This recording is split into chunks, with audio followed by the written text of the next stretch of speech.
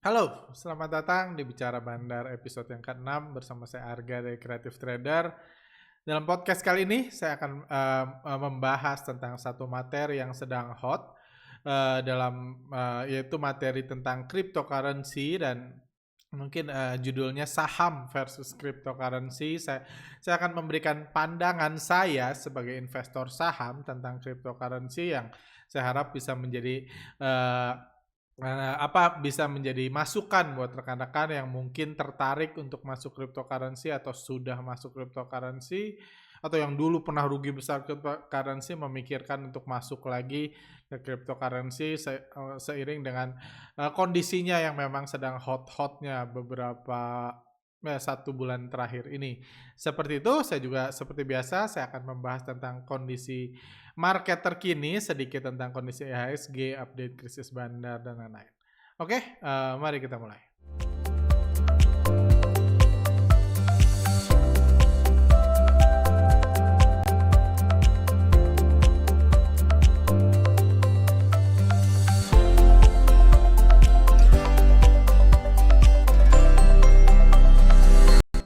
Oke, ini kondisi IHSG terakhir minggu ini. IHSG bergerak sepanjang minggu kemarin bergerak stabil ya, sempat naik turun, terus di akhir-akhir perdagangan hari Jumat sempat dikerek naik lagi. Jadi IHSG masih bergerak positif, tapi bagi Anda yang trading tentunya kita masih ingat kejadian bulan Januari, bulan November lalu, bulan Januari, bulan Desember, November, Desember, pertengahan Januari sampai 15 Januari market benar-benar dalam fase euforia, semua saham naik. Tiba-tiba setelah adanya berita krisis bandar, harga-harga saham langsung jatuh dan pelan-pelan stock market semakin lama semakin bergerak lesu. Ya, bergerak lesu.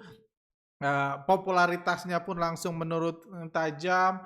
Era influencer menyuruh orang memasukkan uangnya ke bursa saham pun langsung turun drastis dan lain seperti itu. Dan kondisi ini juga somehow diikuti oleh investor asing. Kita lihat di awal tahun investor asing cenderung masuk ke IHSG seperti seharusnya. Ketika asing masuk, IHSG terus bergerak naik di sini.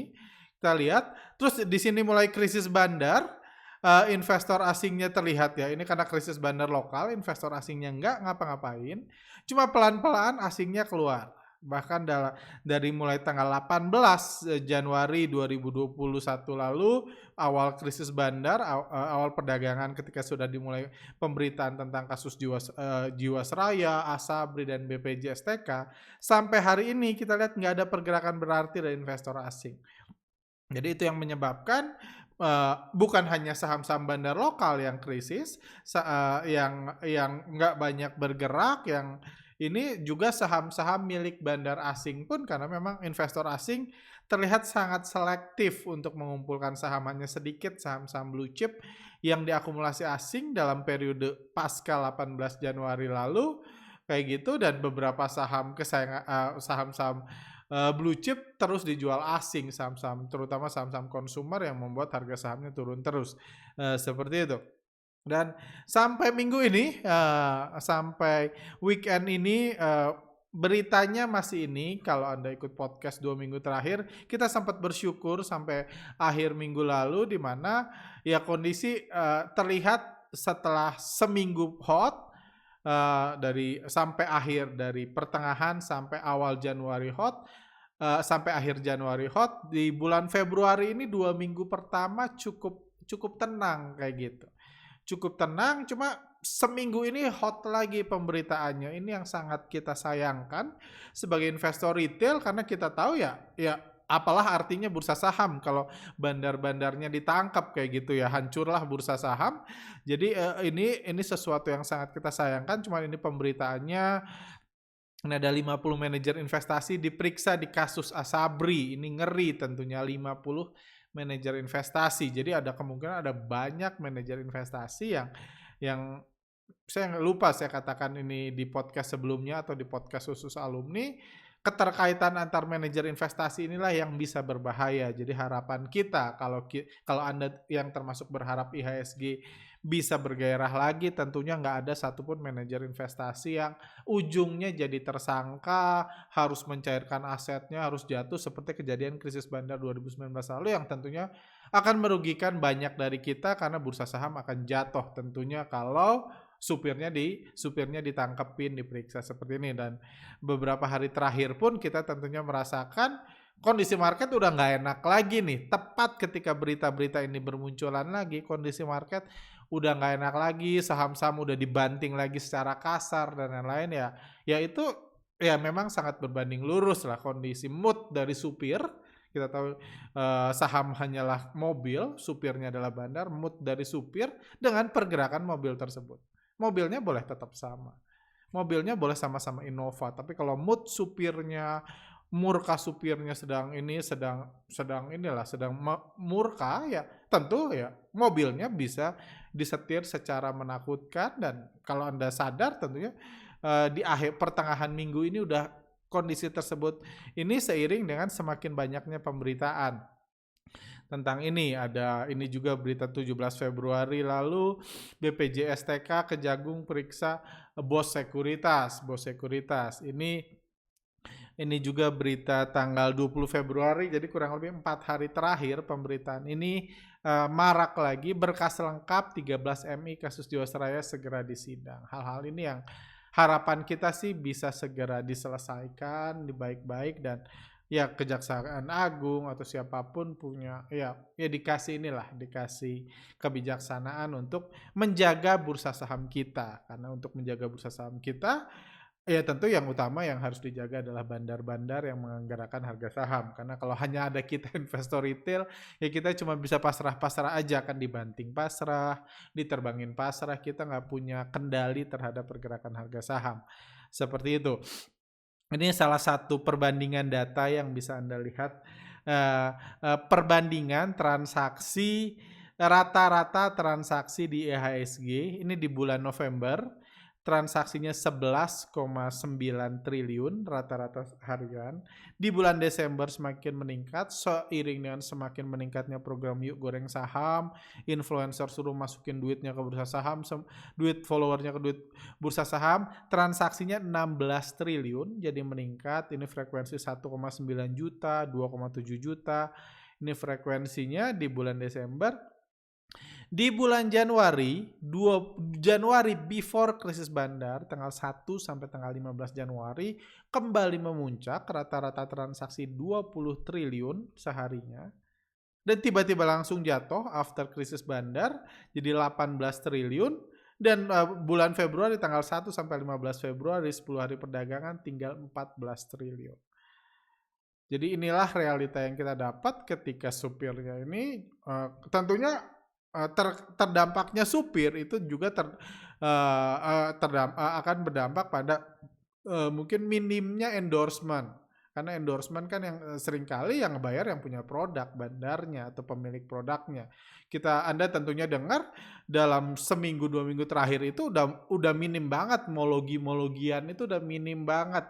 Para influencer, para artis nyuruh yuk masukin duitnya ke bursa saham yuk, itu udah minim banget. Karena ya artis itu tentunya kan ya ngapain juga dia misalnya mengorbankan followernya kalau nggak ada yang nge-endorse mereka, atau ngapain juga mereka nyuruh orang masukin ke bursa saham kalau nggak ada yang nge-endorse.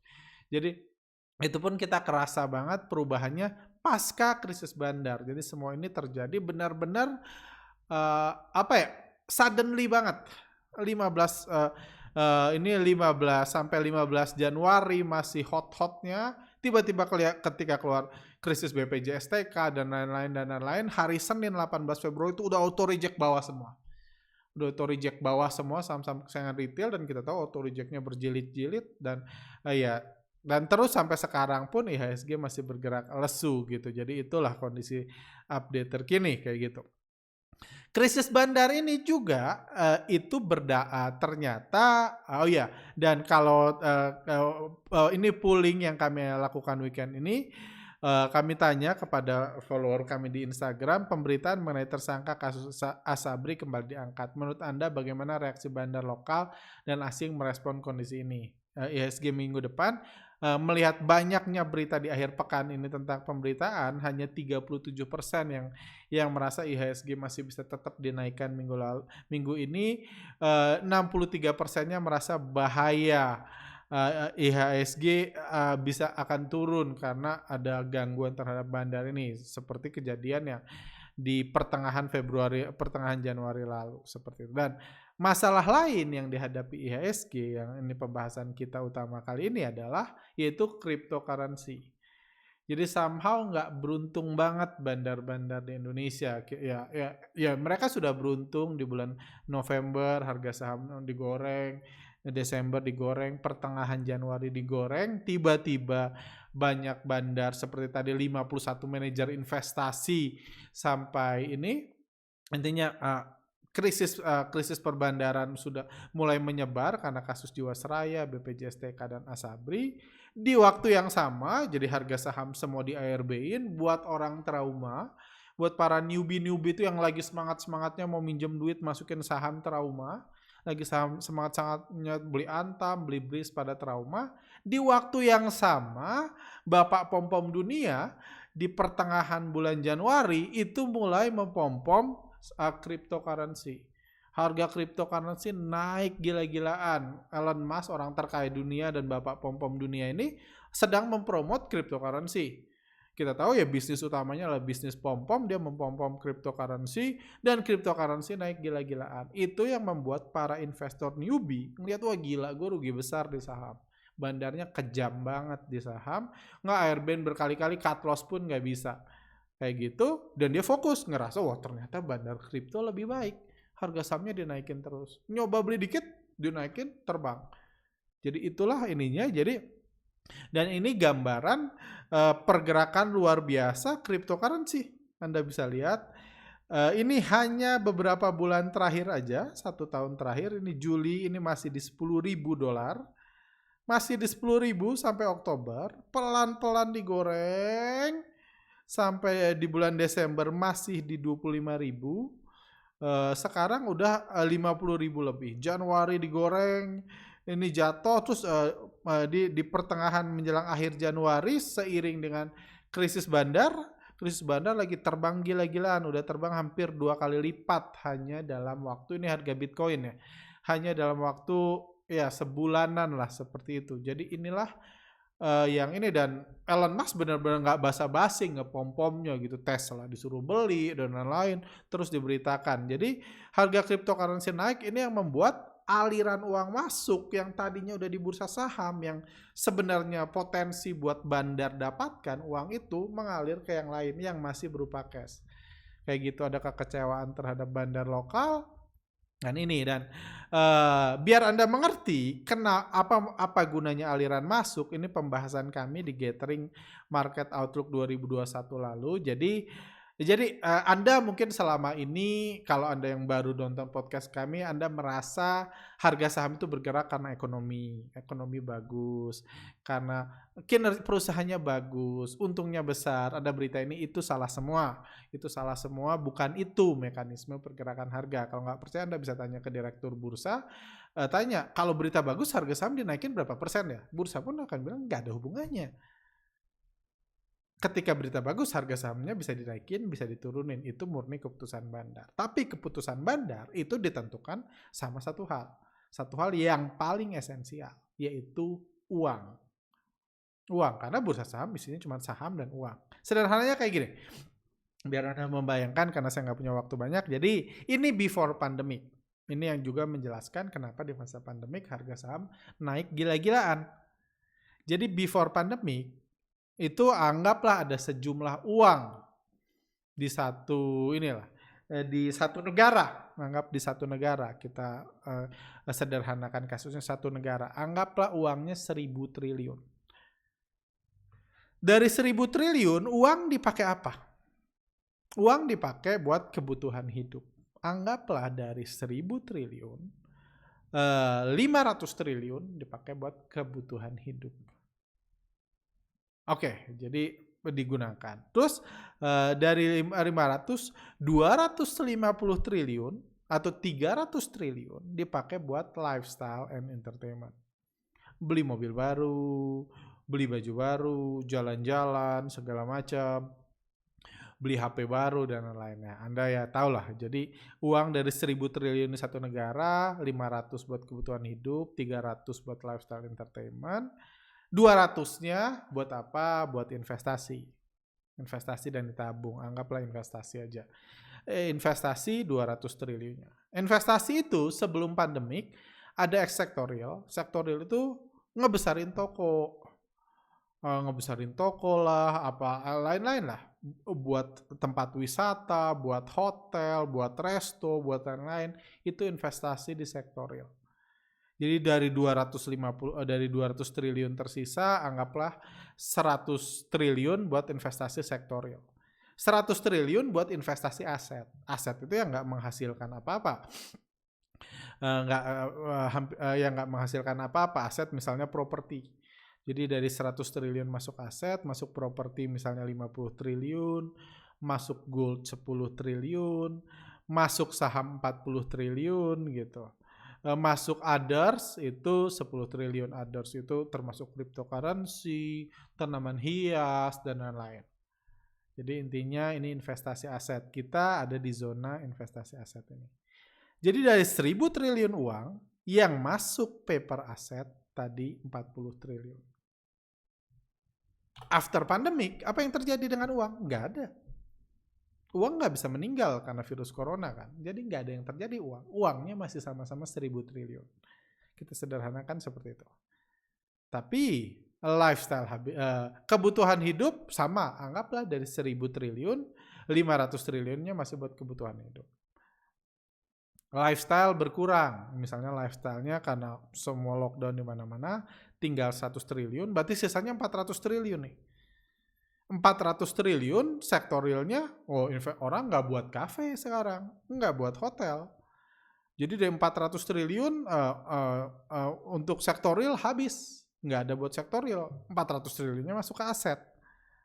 Aset juga, properti di masa pandemik ini harganya turun. Orang butuh duit, orang nggak tahu mau punya properti banyak-banyak nggak bisa disewain. Properti habis. Jadi 400 triliunnya misalnya masuk gold, masuk aset, paper asset, dan others. Paper asset ini salah satunya saham. Jeniusnya di era stock market 2.0, para bandar-bandar melihat potensi yang lebih besar. Potensinya apa? Adalah kita rebut satu market lain. Kebutuhan hidup masih sama. Bandar nggak mencoba, waduh orang kalau bisa jangan beli beras lagi deh, trading saham aja. Kayak gitu, uangnya masukin ke saham aja nggak. Cuma sektor lifestyle dan entertainment yang direbut. Karena orang harus di rumah aja, keluar takut COVID dan lain-lain. Jadi mereka mengundang artis-artis, pakar-pakar untuk bilang, yuk sekarang lifestyle sekarang. Ini cerita November, Desember, dan awal Januari lalu. Yuk sekarang lupakan ini gaya-gayaan, beli baju baru, beli HP baru itu nggak penting. Sekarang lifestyle, sekarang adalah investasi saham kayak gitu. Goalnya apa? Supaya dari tadi 500 triliun kebutuhan hidup, 100 triliunnya hilang. Jadi udah 500 triliun ke sini. Asetnya sektorial hilang, jadi 500 triliun ke sini. Dari tadinya cuma 40 triliun paper asset. Properti nggak laku, gold nggak laku, akhir-akhir ini orang nggak minat, jadi masuk ke paper asset dan others, cryptocurrency dan lain-lain. Jadi bisa aja waktu bulan Desember, bulan Januari lalu, paper asset ini yang tadinya cuma kemasukan duit 40 triliun, jadi kemasukan duit 400 triliun, 10 kali lipat. Kalau kayak gitu, kalau orang berebut beli saham, yang paling happy siapa? Orang berebut nukerin duit paling saham, yang paling happy ya bandar. Bandar akan menaikkan harga, sama kayak tukang sepeda. Ketika orang berebut beli sepeda ya dia naikin harganya. Boleh nggak dinaikin ya? Boleh. Gue beli 7 juta, ya udah gue buat jual 10 juta, boleh. Tapi ketika ada 100 orang yang ngantri di tokonya pengen beli sepeda yang sama, modalnya tetap 7 juta. Cuma harganya mungkin dinaikin. Kalau 100 orang pengen beli sepeda gue naikin deh harganya sampai 25 juta. Ya kayak gitu. Yang mau naikin ya tetap bandar, saham juga yang naikin tetap bandar, bukan retail. Makanya ketika bandar murka, hancur semua. Padahal retail ada jutaan retail di situ. Kayak ya retail cuma pasrah. Karena yang naikin tetap tukang jualannya, tetap bandarnya. Jadi harga saham naik itu kurang lebih kayak gitu. Awalnya saham, kan di bursa saham ada before pandemic ada sejumlah uang, tadi 40 triliun anggaplah dengan sejumlah saham. Jadi harga saham ini akan dinilai dengan uang ini. Itulah yang disebut. Cuman di masa pandemik ada banyak uang baru. Jadi harga sahamnya banyak, uangnya banyak untuk ditukarkan dengan saham yang sama. Jadilah harga sahamnya naik. Kenapa ya? Karena dinaikin bandarnya. Yang ngapain juga gue pertahankan, orang banyak kok rebutan, orang siap minjem duit buat beli saham gue. Kenapa gue kasih murah? Kok dia aja gak peduli harga mahal tetap dibeli? Itulah fenomena sebelum krisis bandar. Fenomena itu yang juga sekarang sedang terjadi di cryptocurrency. Di mana-mana pemberitaan tentang cryptocurrency. Salah satu kesuksesannya ya ada Bapak Pom-Pom dunia. Sekarang fokusnya adalah cryptocurrency. Tesla berbulan-bulan suruh beli Bitcoin, setelah beli banyak, dipom-pom sama ini. Supaya orang lain bisa beli, mereka bisa cuan. Supaya apa? Dia udah beli, dia ngundang uang-uang baru nih. Tesla bukan baru beli ketika di ini. Orang nyuruh buy Bitcoin supaya apa? Supaya uang dimasukkan. Bahkan ini ada tweet menarik, Tesla report ini. Jadi keuntungan Tesla itu tahun 2020 itu $721 juta. Bulan ini aja Tesla udah untung $725 juta dari Bitcoin investment. Jadi ini gambaran jelas, Elon Musk itu bukan tukang jualan mobil. Saya lihat banyak komen-komen yang masih ngira Elon Musk itu tukang jualan mobil listrik lah, dan Elon Musk itu bapak pom-pom dunia, itu yang buat dia kaya. Kebetulan dia jual mobil nggak apa-apa, tapi dia kaya karena ngepom-pom saham Tesla. Sekarang ngepom-pom Bitcoin. Bahkan Bitcoinnya sekarang dimasukin ke Tesla. Jadi ke depan Tesla bisa di stop jualan mobilnya, ngapain repot. Jualan mobil itu mendingan jualan mimpi, jualan pom-pom. Untungnya udah lebih besar. Ngapain lagi gitu. Dia bisa tutup. Jadi artinya apa? Dengan untung segini, kalau dia udah jual semua, udah nggak usah jualan mobil, stop aja mobilnya. Udah untung. Nggak usah capek-capek jualan mobil listrik. Bisa error, harus di-upgrade, dan lain-lain. Itu era lama banget. Sekarang bukan era seperti itu. Dan itulah hype itu artinya apa? Karena kan orang pengen masukin duit ke sekarang berlomba-lomba untuk masukin beli Bitcoin, sementara Bitcoinnya jumlahnya sama. Elon Musk ngepom-pom, dan kalau Anda lihat di forum-forum saham, ini salah satu yang lucu. Ini ketika investor mulai merambah ke dunia kripto. Bahkan ini satu jam di cryptocurrency sama dengan disuruh sabar 7 tahun pakai value investing. Kita tahu memang value investing memang sedih banget nasibnya beberapa tahun terakhir. Beberapa bulan terakhir lah semasa pandemik ini. Kayak gitu.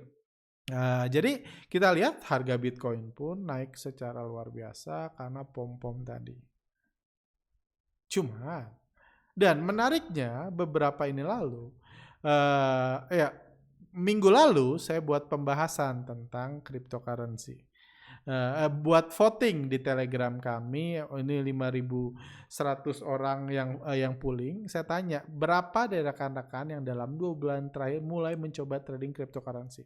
Anda tahu, saya fokus di saham. Creative trader fokus di saham.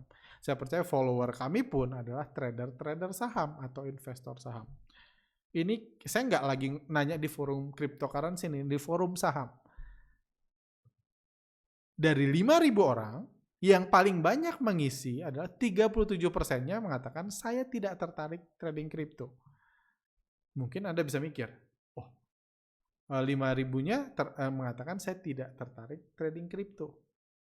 Oh, berarti masih aman dong bursa saham. Nggak gitu cara lihatnya. 37% memang mayoritas tidak tertarik. Tapi ada data lain. Artinya kalau 37 tidak tertarik, berarti mayoritas tertarik kan. 29%-nya mengatakan belum trading, tapi tertarik mencoba. Kalau krisis bandar ini berkepanjangan, bursa saham nggak bisa digoreng lagi seperti Desember atau November lalu atau awal Januari lalu. Kalau ini maka 29% bisa pindah ke kripto. 29% dari 5.000 ini. 29% dari investor uangnya bisa dibeliin kripto.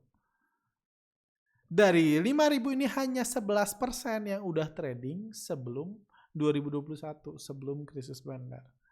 2021 cuman 11%. Artinya tadinya 89% itu belum trading. 23%-nya udah masuk trading. Jadi ini ancaman buat bursa saham, buat bandar-bandar di Indonesia. Karena udah 23% keluar, ya mencoba, dan tentunya kalau dia mencoba dua-dua, dia ngerasa, sahamnya ini nggak digoreng-goreng nih.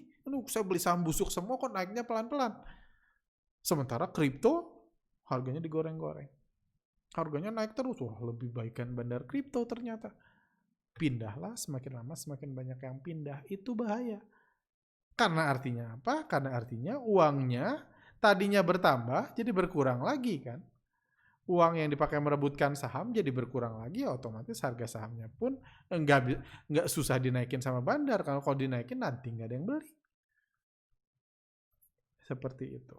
Terus apa itu ini? Jadi terus gimana pandangan saya tentang kripto? Apakah kripto itu layak dibeli, enggak, dan lain-lain. Ini ada pertanyaan, boleh minta pandangan Bang Arga tentang kripto, Bitcoin, Doge, dan lain-lain. Dengar-dengar dari teman saya profitnya lebih gede dari saham. Apakah kripto juga harganya digerakkan oleh bandar? Bang Arga trading kripto juga atau enggak? Kayak gitu. Jadi ini salah satu gambar yang mencerminkan tentang cryptocurrency. Itu faith-based aset yang ini berdasarkan keyakinan atau iman. Jadi intinya cuma keyakinan cryptocurrency itu. Jadi apa yang menyebabkan cryptocurrency naik kurang lebih sama dengan saham. Kayak tadi kan, ini bukan fundamentalan, sudah lewat fundamental. Kenapa naik? Karena fundamentalnya bagus. Kripto nggak ada ini, kayak gitu. Jadi ini kita. Jadi balik lagi dulu ke stock market biar Anda paham kenapanya. Jadi ini stock market zaman dulu. Jadi bagi Anda angkatan corona mungkin nggak tahu bahwa dulu stock market itu dikaitkan dengan perusahaannya. Jadi dulu orang diajarkan kalau perusahaannya bagus, labanya bagus, perusahaannya bertumbuh, nanti bandar akan naikin harga sahamnya. Kalau perusahaannya jelek, labanya turun, nanti bandar akan nurunin harga sahamnya. Kenapa karena gitu? Karena bandar jualannya fundamental. Jadi dia narik orang beli ke saham dia, narik pakai fundamental. Tuh fundamentalnya bagus, lu masukin. Jadi banyak yang pengen beli sepeda. Jadi kayak tukang jualan sepeda, ngebagus-bagusin kualitas sepedanya. Ini kualitas sepedanya bagus, akan memberikan kesehatan dan lain-lain. Itu zaman dulu. Itu old stock market. Sampai sekarang pun kalau Anda lihat masih banyak edukator-edukator yang belum move on, masih menghubungkan bursa saham, harga saham dengan fundamental perusahaan. Kayak gitu. Cuma di arah stock market 2.0 ini dicoret. Di arah stock market 2.0 ini udah dicoret. Jadi hubungannya sudah nggak ada. Perusahaannya perusahaan, silahkan. Kayak BRI ya BRI. BRI sedang krisis, labanya turun setengahnya, banyak kredit macet, dan lain-lain, itu BRI. Sahamnya saham, bandar udah nggak peduli sama fundamental. Ini saham-saham gue yang ngatur dong harganya.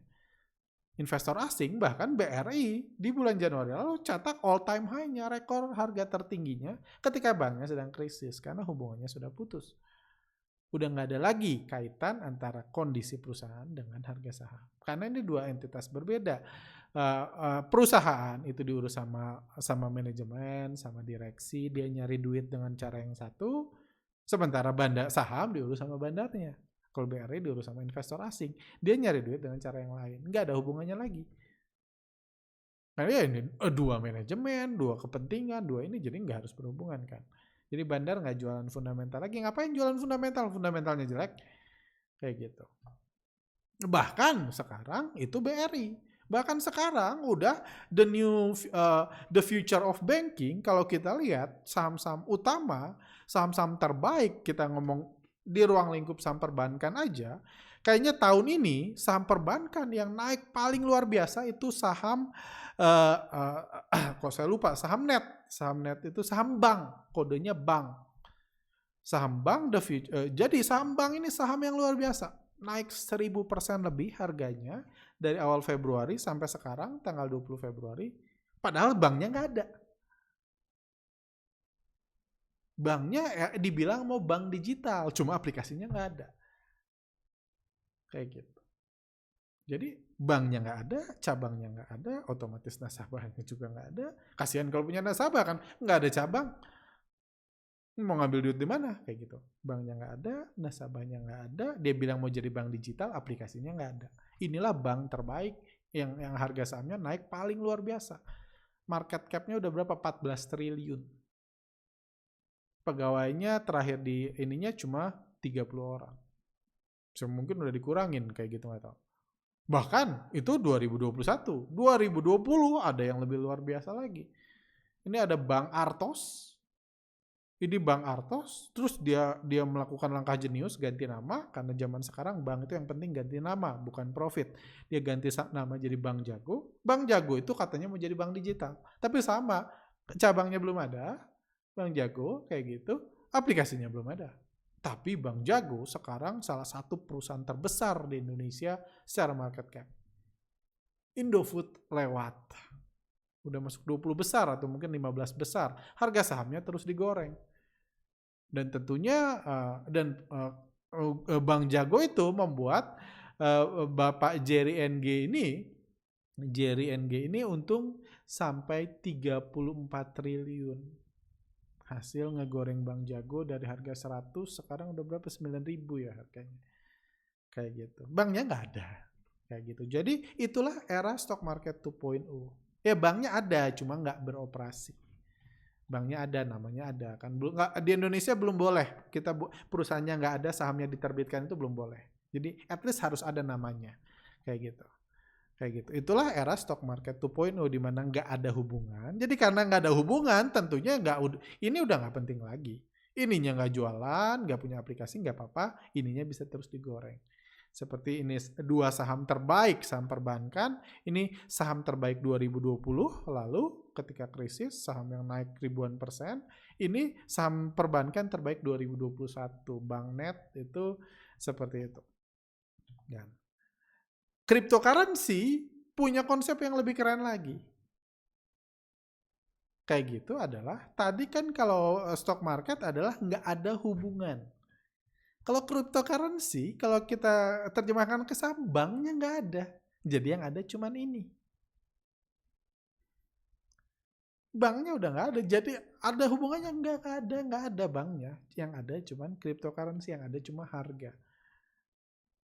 Harga itu yang seru kan. Nah, jadi saya ngasih harga nih. Hari ini 10 juta, besok 11 juta, besok 10 juta 500, besok 13 juta. Besok 14 juta, jadi ada deg-degan. Ini besok naik turun, Anda nebak-nebak kan. Gimana prospeknya? Jualan apa? Enggak jualan apa-apa, cuma ngasih harga doang. Kayak gitu. Besok 17 juta, besok 18 juta, Anda deg-degan. Anda yang udah beli 11 juta kan deg-degan. Masih naik lagi enggak ke 15 juta? Dari 15 juta turun ke 12 juta, nyesel. Kayak gitu. Jadi enggak ada. Kalau ditanya lagi jualan apa? Enggak jualan apa-apa, saya cuma ngatur harga doang. Kayak gitu. Itulah cryptocurrency. Dan cryptocurrency harganya gila-gilaan. Terutama sejak dipom-pom Pak Elon Musk. Kayak gitu dari Oktober udah naik sampai hampir udah 5 kali lipat, 4 kali lipat naiknya harga cryptocurrency. Cryptocurrency pernah turun? Iya pernah. Saya kenal banyak orang yang bangkrut karena cryptocurrency. Saya udah kenal dunia cryptocurrency ini masih di sini aja saya udah kenal. Walaupun nggak beli sampai sekarang ininya. Di sini aja nggak kenal, pernah digoreng, pernah dijatuhin, digoreng lagi, dijatuhin, sekarang digoreng lagi. Saya percaya akan ada waktunya mereka ngerasa, yuk kita turunin aja, kayak gitu kan. Karena toh ya bebas yang nentuin harga, kayak gitu, bebas yang ngatur harga, kayak gitu. Cryptocurrency itu banyak yang salah satu yang paling diangkat dari cryptocurrency adalah sifat kelangkaannya. Ini yang saya tahu Bitcoin itu sejak awal dicetak itu sudah diputuskan. Bitcoin hanya akan sampai hanya ada 21 juta Bitcoin di dunia. Jadi dicetak pakai komputer tapi maksimum hanya 21 juta. Itu beda sama uang. Ini yang banyak di uang. Kalau uang kan bebas. Uang bebas. Pemerintah boleh nyetak uang berapapun dia merasa butuh, bebas. Sementara Bitcoin ada peraturan yang nggak akan pernah 21 juta. Jadi itu yang menjadi nilai utama Bitcoin. Ini barang langka. Nggak peduli sekaya apapun lu nggak bisa buat Bitcoin lagi nanti kalau udah 21 juta. Itulah cryptocurrency. Jadi itulah yang membuat barangnya itu aja, nggak bisa bertambah. Sementara uang yang masuk semakin banyak. Dipom-pom di mana-mana, dan enaknya cryptocurrency itu seluruh dunia bisa berebut sama, bisa bertarung di satu cryptocurrency. Nggak ini kalau bursa kan bursa saham ada bursa Amerika, bursa Indonesia, bursa Singapura, itu untuk trading antar negara jauh lebih susah buat investor retail. Enaknya cryptocurrency, Elon Musk sekali ngepom-pom diberitain ke seluruh dunia, semua orang pengen nukerin duitnya buat Bitcoin. Jadi uang masuk banyak, ditukerin ke Bitcoin. Jadi harganya naik secara luar biasa. Ini apa ya? Bukan apa-apa. Bitcoin itu bukan apa-apa. Hanya faith-based currency. Jadi poin kelangkaan inilah. Saya pernah ngomong sama orang yang antusias Bitcoin. Dia bilang, wah cryptocurrency ini langka banget. Nggak ada, beda sama uang. Beda sama emas. Emas masih terus digali. Kita nggak tahu berapa banyak emas. Kalau cryptocurrency nggak bisa. Kalau Bitcoin nggak bisa. Unsur kelangkaan itu metode yang jenius bagi yang buat Bitcoin. Yang kita pun nggak tahu siapa. Katanya Satoshi something, tapi Satoshi itu siapa? Orang, institusi, orang beneran, fiktif, nggak ada yang pernah tahu. Kalau ngomong langka, saya bisa bilang. Di kantor kami, ada satu kursi busuk. Ya kursi udah lama, udah sobek-sobek, udah ini di kantor kami. Kalau Anda ngomong bilang langka, ini barang langka. Udah nggak ada barang kayak gini. Bitcoin ada 21 juta, ini cuma satu. Jadi lebih langka ini daripada Bitcoin. Nggak akan dibuat lagi. Saya udah pernah ke tokonya, udah nggak jual. Udah nggak dibuat kayak gini. Nggak akan dibuat lagi. Ini barang langka. Banyak barang langka. Barang punah pun ada. Telepon yang diputar-putar udah nggak ada, udah langka. Tapi apakah harganya jadi 700 juta? Enggak. Apakah harganya naik 500% di 2021 ini? Enggak juga. Banyak barang punah, barang langka, barang busuk, barang rongsokan, banyak. Kayak gitu. Harganya nggak naik. Kenapa? Karena nggak ada yang goreng. Nggak ada yang goreng, dan somehow barang gini saya pun nggak bisa gorengnya. Saya bisa bilang, kursi ini hari ini 1 juta, besok 2 juta, besok 3 juta, besok 2,5 juta. Saya bisa bilang, cuma nggak ada yang mau beli. Karena mimpinya nggak terjual dengan baik. Mungkin kalau Pak Elon Musk ngepom-pom ini, kursi ini bisa laku 700 juta mungkin. Cuma kalau saya ngepom-pom nggak bisa. Kayak gitu. Jadi kelangkaan sebenarnya nggak harus berbanding lurus dengan harga. Yang berbanding lurus dengan harga adalah pom-pom. Membuat orang yakin, membuat orang ngerasa bisa cepat kaya, itu yang bisa membuat harga naik. Bukan barangnya. Barangnya gini-gini aja, nggak berubah apa-apa. Ini barang ini ya semakin lama semakin busuk, gitu aja. Kayak gitu. Bitcoin ada 21 juta, ini ada 1. Banyak barang langka nggak ada harganya karena nggak ada yang ngepom-pom, nggak ada yang goreng, dan istilahnya mimpinya nggak bisa dijual dengan baik. Bitcoin kan faith-based currency, jadi itulah yang disebut faith-based asset, itulah Bitcoin. Nilai utama Bitcoin bagi saya adalah ini. Lanjut. Terus pertanyaannya, kripto apakah ada bandarnya atau tidak? Ada bandarnya atau tidak, kayak gitu. Inilah keistimewaan Bitcoin atau cryptocurrency lain. Ini itu yang juga membuat kenapa Bitcoin dan cryptocurrency itu cocok banget buat kejahatan, buat hackers dan lain-lain. Karena pemiliknya tidak bisa dideteksi. Elon Musk kita nggak tahu. Sebelum dia nge-pom-pom dia beli berapa ratus ribu Bitcoin misalnya, kita nggak tahu. Bisa ketahuan? Nggak bisa. Cuma dia yang tahu. Karena ini transaksi inilah. Ya nggak ada datanya, nggak disimpan siapapun. Kalau saham kan ada DPS, ada daftar pemegang saham, ada pemiliknya, ada yang lain. Kalau Bitcoin nggak tahu. Jadi kalau ada orang bilang bandarnya alien, tinggal di luar negeri, tinggal di luar angkasa di Saturnus pun kita nggak tahu. Dia bilang, oh gue nggak percaya, ya nggak apa-apa, lu nggak percaya, tapi gue percaya. Ya terus ngomong apa? Buktinya apa? Beda sama bandar saham kan? Bandar saham gue bilang bandarnya tinggal di Saturnus, oh salah, gue baru makan siang tadi di Jakarta sama dia. Karena ada datanya. Anda bisa tanya ke ini, misalnya tanya ke BEI, ada nggak nih di daftar pemegang saham, pernah nggak misalnya RUPS didatangin alien gitu di luar angkasa? Belum pernah. Jadi kita bisa meyakinkan pemegang saham itu manusia. Kalau ini dibilang alien ya mau percaya mau nggak terserah, tapi nggak ada yang bisa meyakinkan, membuktikan. Nggak ada rapat umum pemegang Bitcoin kan? Nggak ada. Jadi saya percaya harganya. Jadi kalau kita mau memikirkan ada atau nggak bandarnya, kita mikir bandar itu salah satu syarat bandar kalau Anda ikut workshop bandar Moge adalah menguasai supply. Siapa yang menguasai Bitcoin? Ini adalah grafik supply Bitcoin tadi. Dia mulai diciptakan 2019 kayak gitu, 2014 sampai 2017 harga sahamnya belum digoreng. Tapi dalam periode itu udah ada 15-16 juta Bitcoin yang dicetak. Jadi artinya penguasa supply Bitcoin itu udah dikuasai sama orang-orang tertentu yang punya 15 juta Bitcoin. Udah itu di masa dari 2000 di masa 2016 mulai digoreng 2017. Di sini sampai di sini ini perkembangan harganya. Naik dari bisa dibilang nggak ada harganya sampai sekarang harganya 700 juta. Seperti itu. Saya hilangkan dulu ini ya. Dari nggak ada harganya sampai 700 juta harganya. Itulah grafik Bitcoin. Grafik Bitcoin seperti itu. Jadi artinya apa? Artinya yang ngebandarin adalah yang nguasain supply ini.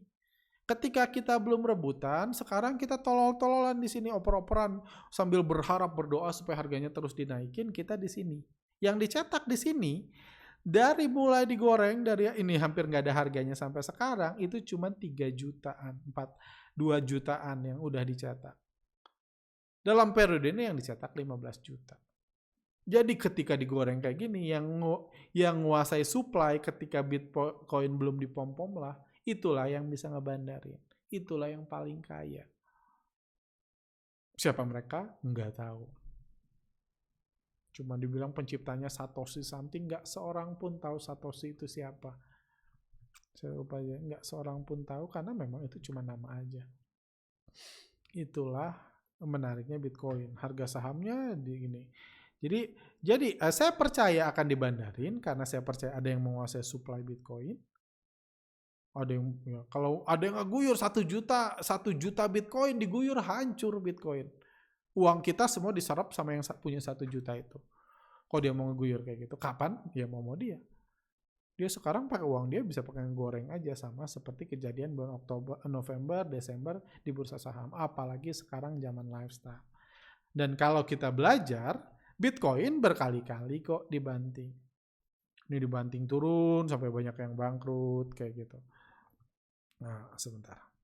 Berkali-kali Bitcoin dibanting harganya, jadi bukan sekali ini aja harga Bitcoin.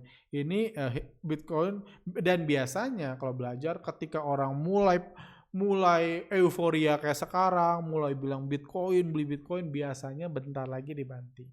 Kalau kita belajar kemarin-kemarin. Seperti itu. Terus pertanyaannya terakhir adalah, beli nggak Bitcoin? Saya nggak bisa jawab buat semua. Goal saya di podcast ini adalah menjelaskan apa itu Bitcoin. Yang bukan apa-apa, ya hanya harga yang naik turun.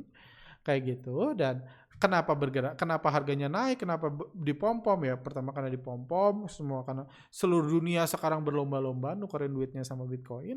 Jadi orang rebutan ngincer Bitcoin. Kayak gitu. Karena iman tadi.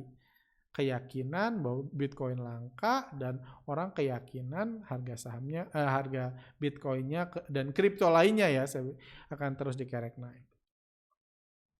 Cuman saya sampai detik ini nggak trading Bitcoin, nggak pernah beli Bitcoin. Nyesel ya nggak sih gitu. Saya tahu Bitcoin dari harga 7 juta saya udah tahu, udah bisa beli pada saat itu. 7 atau 20 juta, saya lupa lah. Cuman dari harga sangat murah saya udah bisa beli.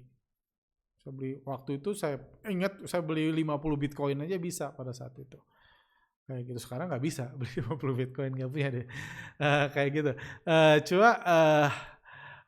Ini pemilik itu cuman kenapa saya nggak trading Bitcoin, karena pemilik dan bandarnya tidak bisa dilacak. Jadi misalnya kenapa saya tertarik saham Arto ini, karena saya tahu gitu misalnya pemiliknya pengen meningkatkan aset, atau karena saya tahu ini bandarnya lagi ngumpulin, pemiliknya lagi ngumpulin. Atau misalnya kenapa saya tertarik saham bank, karena ini perusahaannya nggak ada, jadi pasti cari duitnya di bursa saham, jadi harus digoreng. Jadi ada kepentingan yang saya ketahui, ada saham yang saya ketahui, ada supply-nya di mana yang bisa saya analisa. Itulah alasan saya trading saham.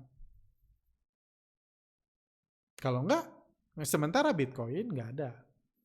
Terus kalau saya nggak bisa menganalisa, saya berserah ke fundamental. Ini fundamentalnya bagus, ini mobilnya bagus, mudah-mudahan aja digoreng. Kalau nggak digoreng pun ya udahlah, saya dapat dividen. Cuma Bitcoin nggak ada perusahaannya, nggak akan pernah dapat dividen dari Bitcoin. Kayak gitu. Jadi semuanya ini diserahkan pada keyakinan masing-masing. Jadi bagi yang baru beli akan yakin harganya akan terus bullish, terus naik. Sementara bagi yang baru jualan, pasti udah anggap Bitcoin sekarang kemahalan, bakal jatuh. Atau mau yang ngepom-pom. Yang ngepom-pom bukan saya, kayak gitu kan. Yang ini jadi saya itu alasan kenapa saya nggak beli Bitcoin. Kalau Anda mau silahkan, tentunya itu hak Anda, uang Anda, mudah-mudahan penjelasan saya membantu ini. Satu hal lagi mungkin yang saya pelajari adalah melihat peluang secara keseluruhan. Ini yang sering saya ajarin. Banyak orang itu melihat peluang hanya dari keuntungan, hanya dari contoh kisah sukses. Bahkan ada orang yang sampai belajar value investing karena melihat Bapak Lo Keng Hong. Dia nggak tahu Pak Lo Keng Hong masih pakai atau enggak. Belajar value investing. Bahkan lebih ekstrimnya kayak gini. Ini saya ngobrol kemarin sama salah satu teman saya. Jadi dia, ini saya bilang, ngelihat peluang itu nggak bisa cuma lihat dari keuntungan masa lalu aja, keuntungan orang aja. Itu pertanyaannya, kalau cuma ngelihat keuntungan, kenapa kita nggak jualan ganja? Saya bilang. Kebetulan keluarga dia jualan makanan. Kenapa nggak jualan ganja? Kenapa emang nggak jualan ganja kayak gitu? Karena jualan ganja pasti untungnya besar. Kalau cuman pertimbangan semua hanya dari keuntungan, kenapa kita nggak jualan ganja, jualan narkoba dan lain-lain? Untungnya besar, marginnya besar. Kalau cuma di situ dilihatnya.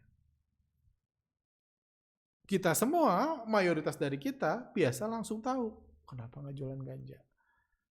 Karena kita sudah terlatih untuk melihat satu opportunity, satu peluang itu dari garis besar. Kenapa nggak jualan ganja? Biasa orang bilang takut ditangkap polisi. Ada risiko kan? Kalau ngelihat dari cuma return mungkin paling besar jualan ganja daripada jualan makanan. Cuma ada risiko ditangkap polisi. Ada keyakinan atau nilai-nilai yang selama ini dipegang. Aduh ganja, saya bukan orang kayak gitu, saya bukan orang hitam, orang dunia kayak gitu, saya nggak mau ngerusak hidup orang lain dan lain-lain, jadi nggak mau jualan ganja. Ada nilai-nilai yang semua orang bisa beda. Dan juga orang menganggap tenang aja, percaya aja, kalau Anda baik-baik aja, bisnis yang bersih-bersih aja segala macam dalam jangka panjang. Percaya dalam jangka panjang ada banyak cara mencari uang lebih aman dan lebih menghasilkan daripada jualan ganja. Itu sebabnya mayoritas orang nggak jualan ganja. Karena punya understanding itu. Prinsipnya apa yang bisa Anda ambil adalah jangan melihat semua dari keuntungan. Hanya karena harga Bitcoin naik 5 kali lipat, kayak gitu dalam 4 kali lipat beberapa bulan, Anda jangan bilang, wah karena untung berarti pasti 5 kali lipat lagi. Itu murni keputusan bandarnya. Kalau mereka tiba-tiba, wah gue ambil dulu duitnya, hancurin, nanti beli lagi, bisa hancur.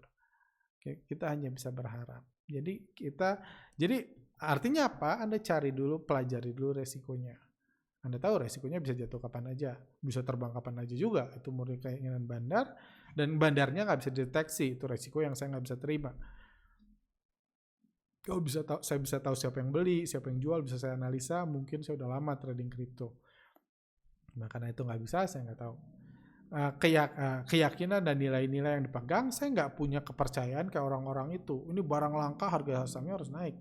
Kursi busuk saya aja langka, nggak naik-naik harganya, malah bisa dibuang. Kayak gitu. Jadi saya punya keyakinan. Anda bisa tanya lagi ke diri Anda punya keyakinan yang sama atau enggak? Dan saya percaya dalam jangka panjang ada banyak cara mencari uang. Dan satu lagi mungkin yang saya ini adalah saya lebih percaya prinsip tentang beradaptasi, waiting, menunggu, atau nyari opportunity. Opportunity untuk menghasilkan keuntungan, menghasilkan uang, dan lain-lain. Jadi beradaptasi, kalau ada yang berubah, saya berubah. Atau saya nunggu ada peluang yang baik. Atau lihat peluang-peluang. Itu saya lebih percaya untuk, ya buat sukses kayak gitu. Saya percaya dari mana? Dari pengalaman pribadi, dari lihat banyak orang.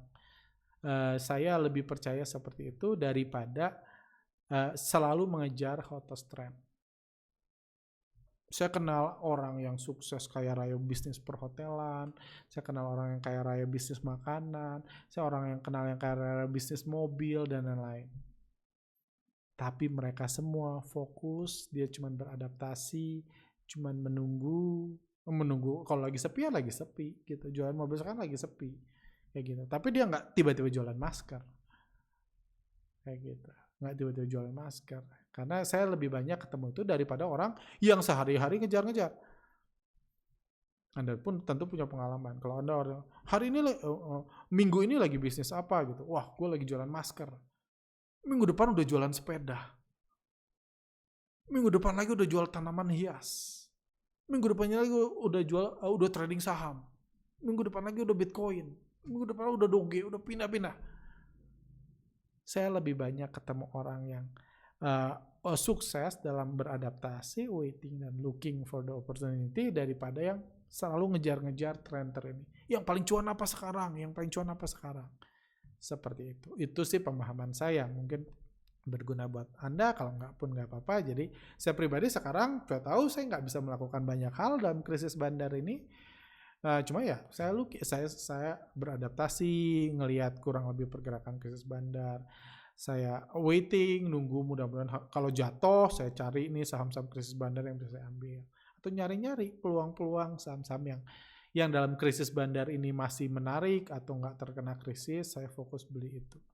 Itu yang saya lakukan. Jadi nggak sekedar pindah karena saya tahu saya nggak punya apa-apa, nggak tahu apa-apa untuk bisnis Bitcoin. Kurang lebih seperti itu pandangan saya tentang Bitcoin. Semoga rekan-rekan bisa belajar something dari podcast ini. Kalau memang ternyata saya pribadi seperti saya bilang saya nggak tahu bisnis Bitcoin.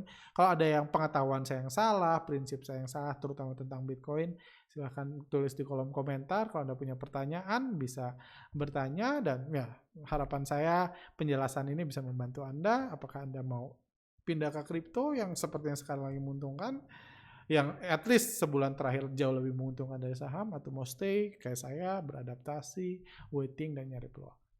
Uang Anda, keputusan Anda, jadi Anda pertimbangkan dengan sebaik mungkin. Thank you, see you next time.